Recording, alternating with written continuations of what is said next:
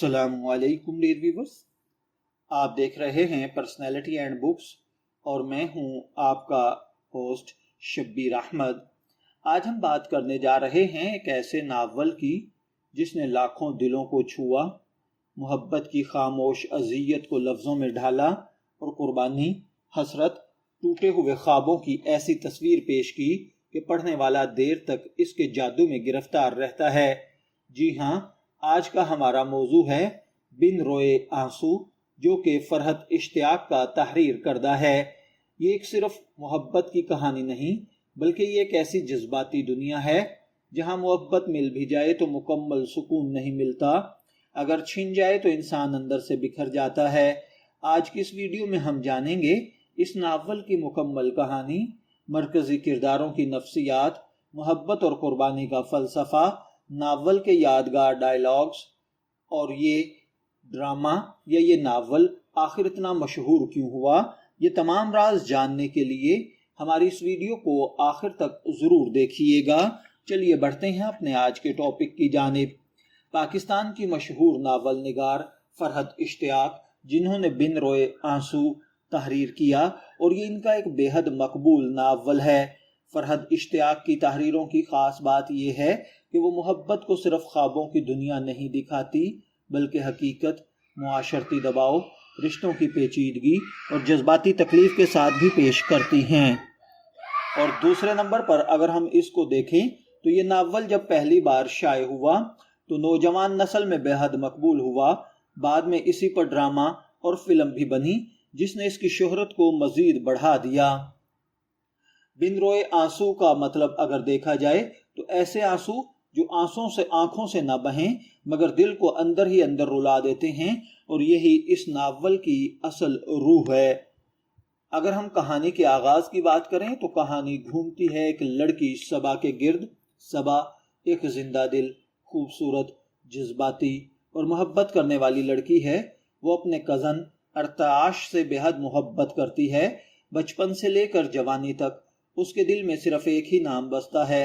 सबा को यकीन होता है कि एक दिन अरताश भी इसी से मोहब्बत करेगा, लेकिन किस्मत हमेशा इंसान के ख्वाबों के मुताबिक नहीं चलती।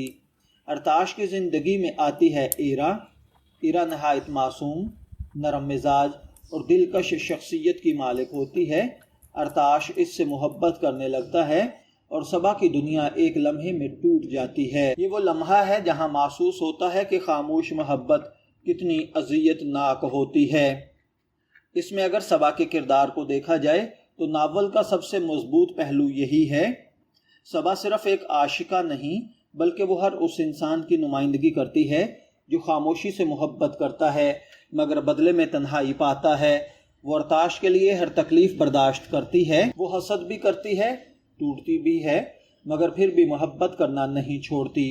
सबा के किरदार में खुददारी भी है और कमज़ोरी भी। वो कभी बहुत मजबूत दिखाई देती है और कभी मुकम्मल तौर पर बिखरी हुई।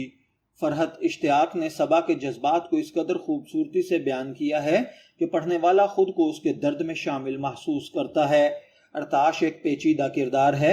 वो बुरा इंसान नहीं, मगर वो सबा की मोहब्बत को समझने में नाकाम रहता है।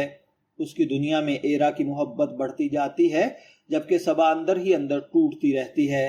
अरताश इन लोगों की नुमाइंदगी करता है जो अनजाने में किसी के जज्बात को जख्मी कर देते हैं।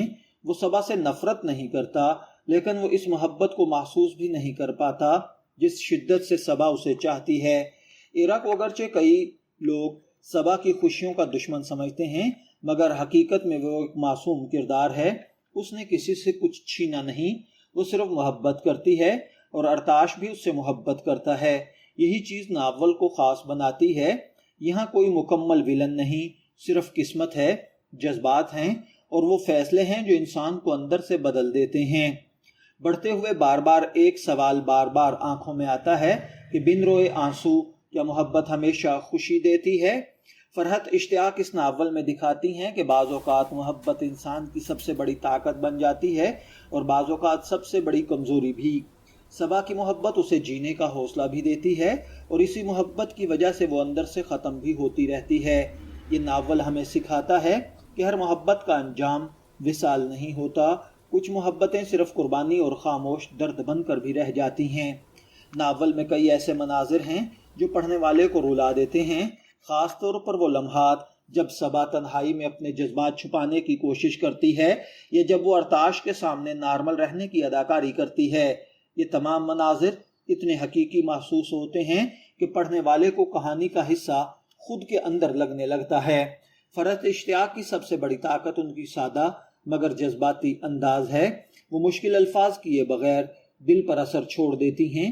ان کے مکالمے حقیقت کے قریب ہوتے ہیں اور کردار مصنوعی محسوس نہیں ہوتے۔ بن روئے آنسو میں انہوں نے محبت کو خوابوں جیسا خوبصورت نہیں بلکہ حقیقت جیسا دردناک دکھایا ہے۔ اس ناول کا سب سے بڑا پیغام یہ ہے کہ ہر انسان کی خاموشی کے پیچھے ایک کہانی ہوتی ہے۔ کبھی کبھی لوگ مسکراتے ضرور ہیں مگر اندر سے ٹوٹ چکے ہوتے ہیں۔ یہ ناول ہمیں دوسروں کے جذبات کو سمجھنے کا درس دیتا ہے اور یہ بتاتا ہے کہ محبت صرف حاصل کرنے کا نام نہیں بلکہ کبھی کبھی چھوڑ دینے کا نام بھی ہے۔ بن روئے اس پر فلم بھی بنائی گئی جس میں مائرہ خان نے صبا کا کردار ادا کیا، جبکہ ہمایوں سعید اور امینہ خان بھی مرکزی کرداروں میں نظر آئے۔ فلم نے کافی شہرت حاصل کی لیکن بہت سے قارئین کا ماننا تھا کہ ناول کے جذبات کو مکمل طور پر اسکرین پر منتقل نہیں کیا جا سکا، کیونکہ کتاب میں جو درد محسوس ہوتا ہے وہ الفاظ کے ذریعے زیادہ گہرائی سے دل کے اندر پہنچتا ہے۔ اس ناول نے خاص طور پر نوجوانوں میں بے حد مقبولیت حاصل کی۔ بہت سے لوگوں نے صبا کے کردار میں خود کو دیکھا، کسی نے اپنی ادھوری محبت کی یاد کی، کسی نے اپنی خاموش قربانی کو یاد کیا۔ بن روئے آنسو صرف ایک ناول نہیں بلکہ احساسات کا ایک سمندر ہے جو ہمیں سکھاتا ہے کہ محبت ہمیشہ خوشی نہیں دیتی مگر سچی محبت انسان کو بدل ضرور دیتی ہے۔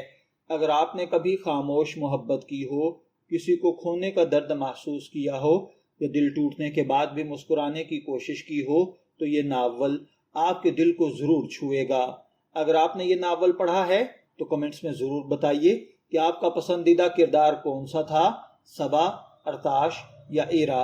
ویڈیو پسند آئے تو لائک کریں، چینل کو سبسکرائب کریں اور بیل آئیکن ضرور دبائیں تاکہ ایسی مزید زبردست ویڈیوز آپ تک پہنچتی رہیں۔ شبیر احمد کو اجازت دیجیے، پھر ملاقات ہوگی کسی نئے ٹاپک کے ساتھ۔ تب تک کے لیے اللہ حافظ۔